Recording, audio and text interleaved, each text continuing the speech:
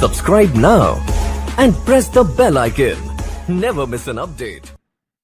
दोस्तों, क्या आप जानते हैं कि तिब्बत के ऊपर से प्लेन क्यों नहीं उड़ते, या फिर ये कि सीमेंट कैसे बनता है, या ये कि फांसी देते वक्त जल्लाद कैदी के कान में क्या कहता है? अगर आप इन सवालों के जवाब नहीं भी जानते तो कोई बात नहीं। Fact number 1। दोस्तों, आप ये तो जानते ही होंगे कि केले के फल में बीज नहीं होता, लेकिन अगर केले में बीज नहीं होता तो फिर केला उगता कैसे है? क्या कभी आपके दिमाग में ये ख्याल आया है? दोस्तों, केले के बीज केले के पौधे के नीचे होते हैं और एक केले के पौधे में से 3 से 5 बीज निकलते हैं, जो किसान निकालकर फिर बो देते हैं, जिससे केले का पेड़ उगता है। क्या आप जानते थे? नहीं जानते थे तो वीडियो को लाइक कर देना।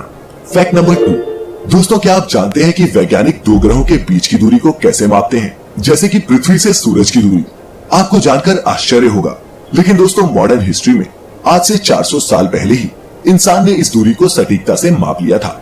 1653 में क्रिस्टियन ह्यूगेन्स ने पृथ्वी से सूर्य तक की दूरी को माप लिया और ये कैलकुलेट करने के लिए उन्होंने मदद ली वीनस यानी कि शुक्र ग्रह के फेजेस की। अर्थ, वीनस और सन के बीच बनी ट्रायंगल के एंगल्स जानने के लिए उन्होंने वीनस के फेजेस को स्टडी किया और अपनी कैलकुलेशन के हिसाब से उन्होंने ये दूरी बताई 15.2 करोड़ किलोमीटर। लेकिन प्लैनेट्स के बीच की दूरी मापने का सबसे ज्यादा श्रेय इटालियन मैथमेटिशियन जियोवानी कैसिनी को जाता है, जिनके नाम पर सैटर्न पर प्रोब भी भेजा जा चुका है। इनका पूरा नाम था जियोवानी डोमिनिक कैसिनी और इनका जन्म इटली में 1625 ईस्वी में हुआ था।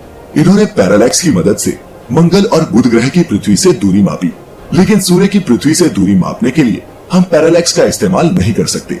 खैर दोस्तों, आज हमारे पास रडार तकनीक है। अब किसी भी ग्रह की दूरी हम आसानी से माप सकते हैं। इसके लिए हम रडार का सिग्नल पृथ्वी से उस ग्रह पर भेजते हैं और फिर जब रडार सिग्नल वापस आता है तो सिग्नल जाने और आने में लगने वाले समय की मदद से हम उसकी दूरी मापते हैं। चूंकि इन सिग्नल्स की स्पीड लाइट की स्पीड के बराबर होती है, हम किसी भी ऑब्जेक्ट से अपनी दूरी आसानी से बहुत कम समय में माप सकते हैं। प्लेन्स और मिसाइल्स में भी रडार टेक्नोलॉजी इस्तेमाल की जाती है। इसीलिए दोस्तों, पृथ्वी से दूसरे ग्रहों की दूरी मापना अब बहुत आसान हो चुका है। बढ़ते हैं फैक्ट नंबर 3 की तरफ। Fact number 3। ये फैक्ट सुनकर आपको विश्वास नहीं होगा, लेकिन दोस्तों क्या आप जानते हैं कि तिब्बत के ऊपर से कोई भी प्लेन कभी नहीं उड़ता? लेकिन उससे पहले कि हम इसके कारणों पर ध्यान दें, हम तिब्बत के बारे में आपको कुछ इंटरेस्टिंग बताते हैं। दोस्तों, तिब्बत चीन का एक ऑटोनोमस रीजन है। यह चीन के दक्षिण पश्चिमी भाग में स्थित है और ये भारत के साथ पश्चिम में बॉर्डर साझा करता है। तिब्बती पठार या प्लेट्यू दुनिया में सबसे ऊंची जगह है और तिब्बत को रूफ ऑफ द वर्ल्ड यानी कि दुनिया की छत भी कहते हैं। ये हिमालयन पर्वत श्रृंखला में आता है। इस पर्वत श्रृंखला की औसत ऊंचाई 6000 मीटर से भी ज्यादा है और इसमें एवरेस्ट, मकालू और कंचनजंगा जैसे कई 8000 प्लस मीटर वाले पहाड़ भी मौजूद हैं। ये जानकारी आपको ये समझने में मदद करेगी कि एयरलाइन कंपनीज तिब्बत के ऊपर से उड़ान भरने के लिए तैयार क्यों नहीं होगी। कमर्शियल फ्लाइट्स के लिए उच्चतम ऊंचाई 28 से 35,000 फीट या फिर 8000 मीटर ही है, लेकिन यहाँ 8000 मीटर से भी ऊंचे पहाड़ फ्लाइट्स के लिए एक दीवार बनकर खड़े रहते हैं। दूसरा कारण तिब्बत का समुद्र तल से हाई एवरेज एलिवेशन है। हम सभी जानते हैं कि वायुमंडल की 4 परतें हैं और पृथ्वी के सबसे करीब ट्रोपोस्फेयर है, जो जमीनी स्तर से 7 मील ऊपर तक जाती है। हिमालय ऑन एन एवरेज 5 मील की ऊंचाई पर है।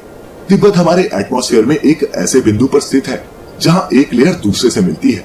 अधिकांश विमान ट्रोपोस्फेयर की ऊपरी सीमा में उड़ते हैं और स्ट्रेटोस्फेयर की निचली परत में उड़ान भरने की सलाह सिर्फ तब दी जाती है जब आपके पास सफिशिएंट ऑक्सीजन सप्लाई हो। तो दोस्तों, ये थे वो मुख्य कारण जिस वजह से तिब्बत के ऊपर से विमान नहीं उड़ते। Fact number 4। दोस्तों, YouTube पर डेस्पासितो सॉन्ग सबसे ज्यादा व्यूज पाने वाला म्यूजिक वीडियो है, जिस पर 6.5 बिलियन व्यूज हैं। ये म्यूजिक वीडियो अमेरिकी आर्टिस्ट लुई फॉन्सी के YouTube चैनल पर अपलोडेड है। लेकिन दोस्तों, क्या आप जानते हैं कि इंडिया से वो पहला YouTube म्यूजिक वीडियो कौन सा है जो 1 बिलियन के मार्क को छूने वाला है? नहीं जानते ना? इसीलिए तो हम आपको फैक्टिफाई करने आते हैं। तो दोस्तों, वो पहला इंडियन म्यूजिक वीडियो जो 1 बिलियन पहुंचने वाला है, वो एक पंजाबी गाना है जो शायद आपने भी कभी ना कभी सुना हो। टी सीरीज अपना पंजाब YouTube चैनल पर अपलोडेड इस गाने का नाम है लौंग लाची और इसे गाया है मन्नत नूर ने। Fact number 5। दोस्तों, ये फैक्ट उन हिंदुस्तानियों के लिए है जो देश विदेश में अपने तिरंगे की इज्जत बढ़ाते हैं। मिसाइल मैन के नाम से मशहूर late doctor APJ Abdul Kalam साल 2005 में स्विट्जरलैंड की 4 दिवसीय यात्रा पर गए थे। यह किसी भी इंडियन हेड ऑफ स्टेट का 30 साल बाद स्विट्जरलैंड का दौरा था।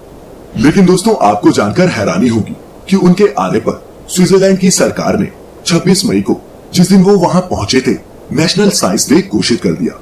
स्विट्जरलैंड ने कलाम साहब को इंडियन मिसाइल प्रोग्राम का फादर बताया और उनके साइंस और टेक्नोलॉजी में एक्सपर्टीज और एक्सपीरियंस के चलते ही उन्हें ये सम्मान दिया। आप हमारे सभी एपिसोड्स देख भी रहे हैं। खैर, फैक्ट नंबर 6।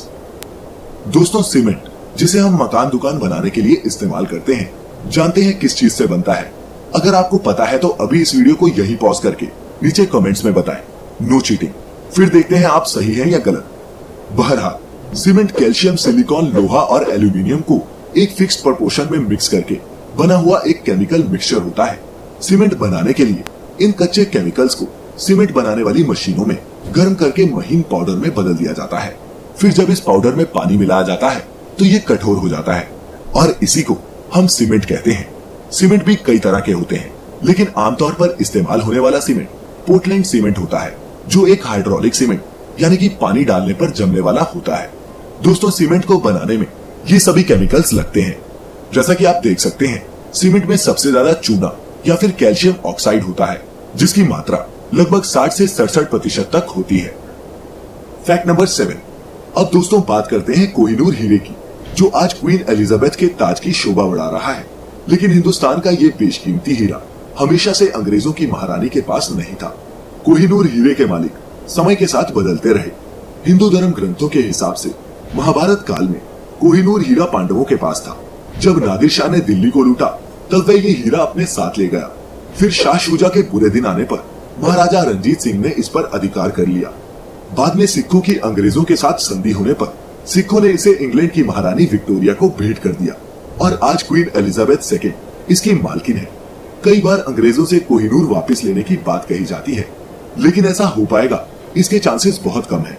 Fact number 8। दोस्तों, हम सभी जानते हैं कि ओटीपी का full form one time password होता है, लेकिन ये जानकर आप हैरान रह जाएंगे कि ओटीपी अमेरिका में $60,000 के एक फ्रॉड के बाद एक सिक्योरिटी फीचर के रूप में शुरू हुआ। दरअसल 2008 में अमेरिका के एक वकील के बैंक अकाउंट से किसी ने $60,000 निकाल लिए। जब उसे इस बात की जानकारी मिली तो वो इसकी जांच में जुट गया। थोड़ी रिसर्च के बाद उसे पता चला कि ऐसी हरकत पहले भी 6 अलग अलग लोगों के साथ हो चुकी है। ये काम एक जापानी लड़के का था। इस केस के बाद सभी बैंकिंग ट्रांजैक्शंस में वन टाइम पासवर्ड का इस्तेमाल होने लगा, जिसने इन ट्रांजैक्शंस को और सिक्योर बना दिया। ओटीपी की सबसे बड़ी खासियत ये है कि इसमें जो कोड जनरेट होता है वो कुछ सेकंड्स के लिए ही वैध रहता है और फिर वो एक्सपायर हो जाता है। इसके अलावा इसे एक ही बार इस्तेमाल किया जा सकता है। Fact number 9। दोस्तों, क्या आप जानते हैं कि लैंडिंग के वक्त हवाई जहाज की लाइट को कम कर दिया जाता है? और ऐसा करने के पीछे वजह भी है। अक्सर आपने भी देखा होगा, जब हम अंधेरे कमरे से लाइट वाली जगह पर जाते हैं तो कुछ टाइम हमारी आंखों को एडजस्ट करने में लगते हैं। ऐसा तब भी होता है अगर हम लाइट वाली जगह से अंधेरे कमरे में जाएं। प्लेन लैंडिंग या टेक ऑफ के टाइम अक्सर प्लेन लाइट्स को कम कर दिया जाता है और ऐसा इसलिए किया जाता है ताकि अगर लैंडिंग या टेक ऑफ के टाइम जब प्लेन क्रैश होने का खतरा सबसे ज्यादा होता है, अगर प्लेन में इमरजेंसी एग्जिट करनी हो तो उसके पहले ही पैसेंजर्स की आंखें लाइट में एडजस्ट हो जाएं और वो आसानी से इमरजेंसी एग्जिट की पहचान कर सके। क्या कुछ नया सीखा? Fact number 10। दोस्तों, क्या आप जानते हैं कि हमारे देश में जब किसी अपराधी को फांसी दी जाती है तो उस समय फांसी देने वाला जल्लाद अपराधी के कान में फांसी देने से पहले कुछ कहता है और इसके बाद ही अपराधी को फांसी दी जाती है। लेकिन क्या आप जानना चाहते हैं कि फांसी देते वक्त जल्लाद कैदी के कान में क्या कहता है? तो दोस्तों, फांसी देने से कुछ टाइम पहले जल्लाद अपराधी के कान में धीरे से माफी मांगता है और कहता है कि मुझे माफ कर दो, मैं मजबूर हूँ। इसके बाद ही अपराधी को फांसी दी जाती है। इतना ही नहीं, अगर मरने वाला कैदी हिंदू होता है तो जल्लाद उसको राम राम बोलता है और अगर मरने वाला व्यक्ति मुस्लिम हो तो जल्लाद उसको आखिरी सलाम भी करता है। तो देखा दोस्तों, कितने सारे ऐसे फैक्ट्स हैं जिनके बारे में हमें पता ही नहीं होता। हमारे आसपास भी ऐसी कई वियर्ड चीजें हैं, लेकिन हमें इनका अंदाजा नहीं होता। ऐसे ही कई और फैक्ट्स हम लेकर आते रहेंगे।